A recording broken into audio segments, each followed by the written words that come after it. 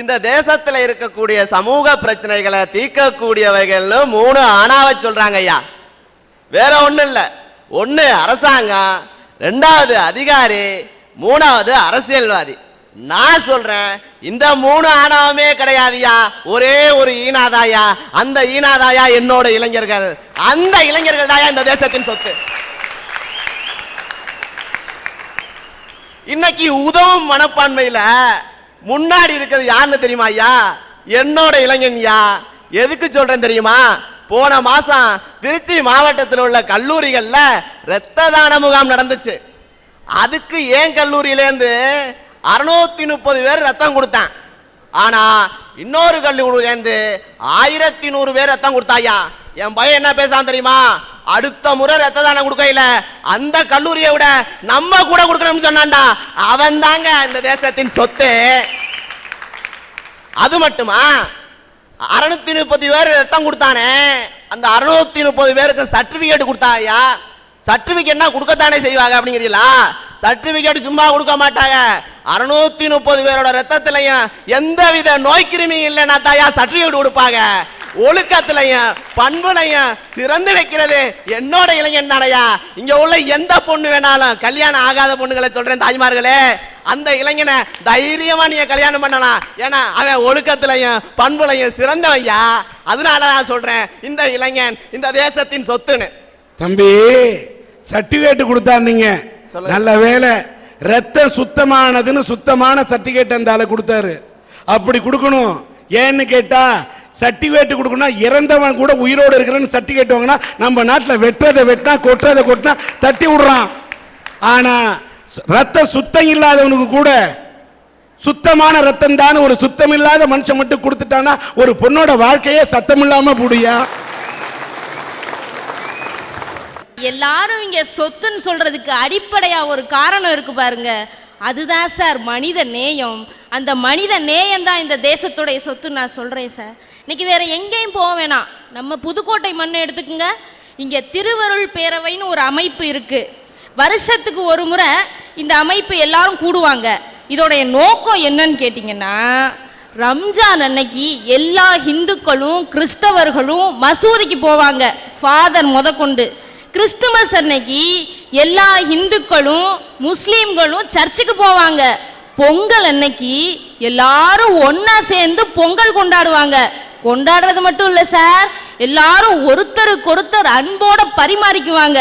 இங்க யோசிக்க வேண்டிய விஷயம் என்னன்னா, அவங்க பரிமாறிக்கிறது பொங்கல் மட்டும் இல்ல, மதங்களை தாண்டிய மனித நேயம். சொன்னா அந்த மனித நேயம் தான் சார் இந்த தேசத்தோட சொத்து. சகோதரி சொல்றாங்க மனிதநேய சொத்து, மனிதநேய சொத்துன்னு.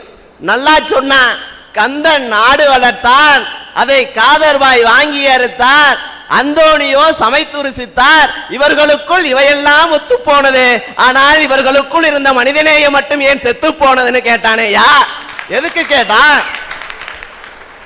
உங்களுக்கு சுனாமினா என்ன சார் ஞாபகம் வரும்? எத்தனையோ உயிரை எடுத்துக்கிட்டு போச்சே இந்த படுவாவி பைய சுனாமி, அப்படின்னு தான் சார் உங்களுக்குலாம் ஞாபகம் வரும். சுனாமியால எத்தனையோ பேர் கண்ணீர் சிந்திக்கு நின்னாங்க.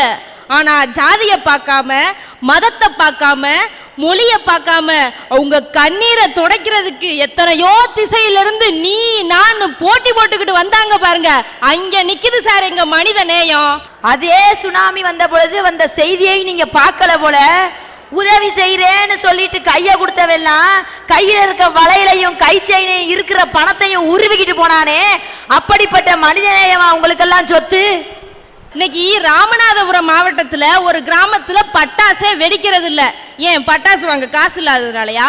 இல்ல பட்டாசு வெடிக்கிறதுக்கு விருப்பம் இல்லாதனாலயா? இல்ல சார், அங்க பறவைகள் சரணாலயம் இருக்கு. வெளிநாட்டில இருந்து வர்ற பறவை எல்லாம் திரும்பி போயிடக்கூடாதுங்கிறதுக்காகவும் சந்தோஷமாகவும் அமைதியா இருக்கணுங்கிற ஒரே காரணத்துக்காகத்தான் மனுஷன் தான் சந்தோஷத்தை அழிச்சுக்கிட்டு அந்த பறவைக்காக வாழ்றான் சார். அந்த மனித நேயம் தான் சார் இந்த தேசத்தோட சொத்து. அற்புதம், அற்புதம். பறவைகள் கூட சாகக்கூடாதுங்கிறதுக்கு கூட இந்த நாட்டில் இடம் இருக்குது. ஆனா இலங்கையில தமிழினத்தை குருவி மாதிரி சுட்டு கொண்டுகிட்டு இருக்கான். ஒரே நாள்ல 3600 பேரை கொள்றான். அதுல 700 பேர் குழந்தைகள். அவன் யாரும் கிடையாது, தமிழன். தொப்புள் கொடி பந்தம், கேட்க நாதி இல்ல. மனிதநேயத்தை பத்தி பேசுறீங்க. வாழ்க மனிதநேயம். ஐயா, இன்னைக்கு தன்னம்பிக்கையில தலை சிறந்து நிக்கிறது யார் தெரியுமா ஐயா? என்னோட இளைஞன்யா. எதுக்கு சொல்றேன் தெரியுமா?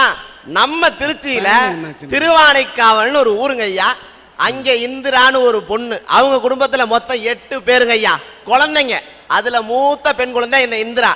என்ன பண்ணிருக்காங்க தெரியுமா? ஜப்பான், மலேசியா, சிங்கப்பூர் இப்படிப்பட்ட நாடுகள் 65 நாடுகள் கலந்துகிட்ட ஆசிய லெவலான விளையாட்டு போட்டியில 4 போட்டியில கலந்துக்கிட்டாங்க ஐயா. 4 போட்டியிலையும் தங்கம் வாங்கியிருக்காங்க. இது என்னடா பெரிய பிரமாதம்னு கேக்குறீங்களா?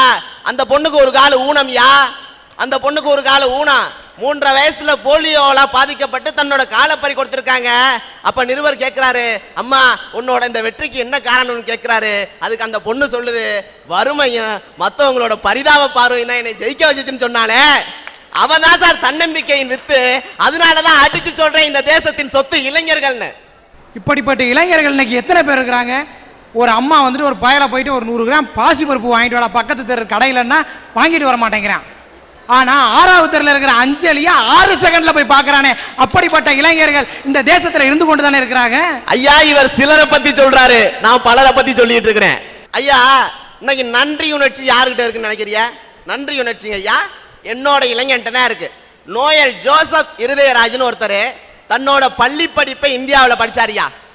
தன்னோட பள்ளி படிப்பை இந்தியாவில் படிச்சாரு. தன்னோட கல்லூரி படிப்பு முழுவதையும் ஆக்ஸ்போர்ட் யூனிவர்சிட்டியில படிச்சிருக்காரு. ஆக்ஸ்போர்ட் யூனிவர்சிட்டியில படிச்சு முடிச்சதுக்கு அப்புறம் அந்த நிர்வாகம் கேக்குது அவர்கிட்ட, ஐயா நீங்க மிகப்பெரிய ஒரு கல்வியாளர், அதனால இதே கல்லூரியில சேர்ந்து நீங்க பேராசிரியரா பணியாற்றினா உங்களுக்கு எத்தனை லட்சம் சம்பளம் வேணாலும் தரங்கிறாங்க. அதுக்கு அவர் என்ன சொன்னார் தெரியுமா ஐயா? எனக்கு அடிப்படை கல்வியை தந்தது எனது இந்திய தேசம், எனவே எனது அறிவு முழுவதும் இந்திய மாணவர்களுக்கு மட்டும்தான் பயன்படும் சொன்னாரே. அவரோட நன்றி உணர்ச்சி என்னோட இளைஞனை தவிர வேற யாருக்கும் யாருக்கும்? இன்னைக்கு எல்லா துறைகளிலும் இளைஞர்களின் ஆட்சியா, அதற்கு இசை புயல் ஏஆர் ரகுமானே சாட்சி. இன்னைக்கு இருக்கிற இந்த இந்திய பெருங்கடல்ல கோடிக்கணக்கான முத்துக்கள் கொட்டி கிடக்கியா, அத்தனையும் அள்ளி பாருங்க. நான் சொன்ன இளைஞர் சொத்துக்கள் யாவுங்க. அதனாலதான் சொல்றேன், இளைஞர்கள் தான் இந்த தேசத்தின் சொத்துக்கள் சொத்துக்கள் சொத்துக்கள். இன்னைக்கு மனிதநேயத்தை எடுத்துங்க ஐயா, அதுல முன்னாடி நிக்கிறது யாரியா? என்னோட இளைஞன்யா. 2 மாசத்துக்கு முன்னாடி ராஜஸ்தான்ல ஒரு சம்பவம்யா. குஜார் இன மக்கள் அப்படிங்கிறவங்க தங்களை பழங்குடியினர் பட்டியலில் சேர்க்கணும்னு ஒரு அமைதியான போராட்டத்தை நடத்துறாங்க ஐயா. அந்த நேரத்தில் கலவரக்காரர்கள் அதை கலவரமா மாத்தி ஒரு குஜார் இன பெண்ணை நிர்வாணமா ரோட்ல விரட்டுறாங்க ஐயா. யாருமே முன்வல்லையா. ஒரே ஒரு இளைஞன் முன் வந்தான், தன்னோட ஆடைகளை கலட்டி கொடுத்து அந்த பொண்ணோட மானத்தை காப்பாத்தினான் ஐயா. அன்னைக்கு கொடிய காத்தது ஒரு குமரன்யா, அவனோ இளைஞன். இன்னைக்கு இந்த பொண்ணோட மானத்தை காப்பாத்தினதா என்னோட இளைஞன்யா. இல்ல அவன் பொண்ணோட மானத்தை காப்பாற்றியவன் அல்ல, இந்த இந்திய மண்ணோட மானத்தை காப்பாற்றியவன் என்று நான் கருதுகிறேன். காரணம், இன்றைக்கு இளைஞன் என்று சொன்னால் சிம்மரனின் இடையை பார்ப்பார்களா, இல்லை நமிதாவின் நடையை பார்ப்பார்களா, கவர்ச்சி உடையை பார்ப்பார்களா என்று ஒரு நடிகை ஆடையை களைந்தால் அதை மட்டும் பார்க்கக்கூடியவர்கள் தான் இளைஞர்கள் என்று சொல்லிக் கொண்டிருக்கக்கூடிய இந்த உலகத்திலே ஒரு பெண்ணின் ஆடை களைந்த உடனே தான் உடுத்தி இருந்த ஆடை எடுத்து அவளுக்கு கொடுத்திருக்கிறார் என்று சொன்னால் அந்த இளைஞன் பாராட்டத்தக்கவனே. ஐயா ஒரு நிமிஷம் ஐயா, அப்ப சரிகாஷா போன்ற பெண்களின் சாவுக்கு யார் காரணம்? ஐயா நான் ஒண்ணு சொல்றேன், இன்னைக்கு ஊருப்பட்ட இளைஞன் உருப்பட்டுக்கிட்டு இருக்கா ஐயா. அவனை தலையில தட்டி உட்கார வைக்காதீங்க, முதுகுல தட்டி தூக்கி விடுங்க ஐயா, அப்பதான் முன்னேறுவான். அதனாலதான் சொல்றேன், இளைஞர்கள் தான் இந்தியாவின் சுவாசம். அவர்கள் இன்று இயங்காதியா இந்த தேசம். இந்த இளைஞர்கள் தான் என்னோட சொத்து. ஒரத்தநாடு தெற்கு கோட்டையை சேர்ந்த சுந்தரி என்ற பெண்ணை மேடை கிடைக்கின்றோம்.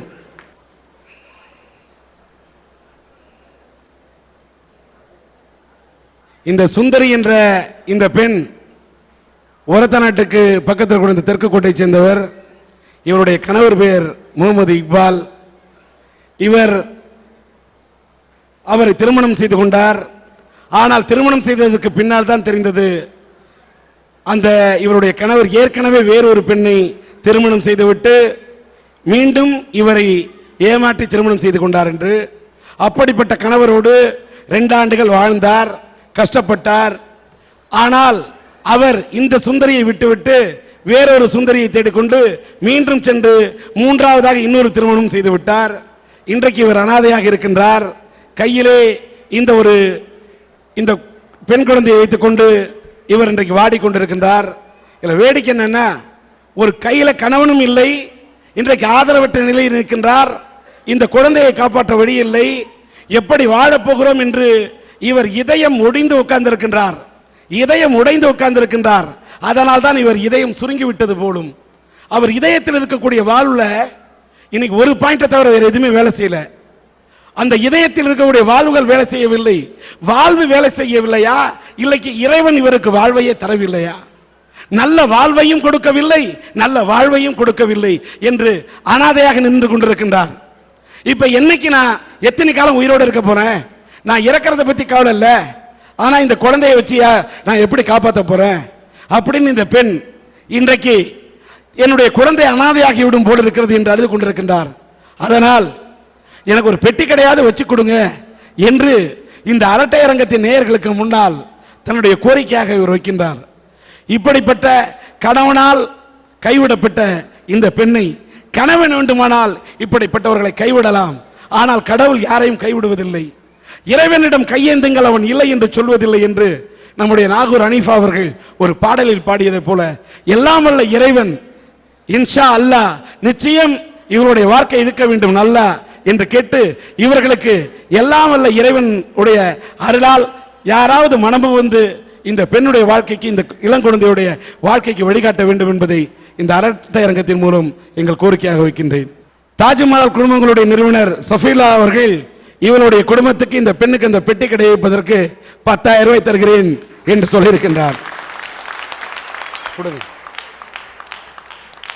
சவரிமுத்து அருள்தாஸ் அறக்கட்டளையின் சார்பாக ரவிச்சந்திரன் அவர்கள் எவ்வளவு 15,000 ரூபாயை இந்த பெட்டிக்கடை வைத்து உதவ வேண்டும் என்று சொன்ன உடனே தருகின்றார். ஆக்ஸ்போர்ட் கேட்டரிங் காலேஜ் சுரேஷ் அவர்கள் 5,000 ரூபாய் தருகின்றார். சக்தி அவர்கள் 5,000 ரூபாய் கொடுக்கின்றார். 10, 15, 25, 5, 30, 5, 35 இதை கூட்டினால் 8. எல்லா புகழும் அந்த இறைவனுக்கு எட்ட வேண்டும் என்று கூறி இறைவனுக்கே நன்றியை செலுத்துகின்றேன். டீம் ஹாஸ்பிட்டல் சலீம் அவர்கள் இந்த குழந்தையின் எதிர்காலத்தை மனதில் வைத்து அந்த பெண் இந்த குழந்தையுடைய தாயார் தன்னுடைய இருதயத்திலே இப்படி ஒரு கோளாற்றில் இருந்தாலும் அவருக்கு முழு ட்ரீட்மெண்ட்டையும் கொடுத்து அவரை காப்பாற்றுவதன் மூலம் இந்த குழந்தையை தன்னால் வாழ்நாள் முழுவதும் காப்பாற்ற முடியும் என்பதை சலீம் அவர்கள் தெரிவித்திருக்கின்றார். அவருக்கு என்னுடைய மனதார நன்றியை தெரிவிக்கின்றேன்.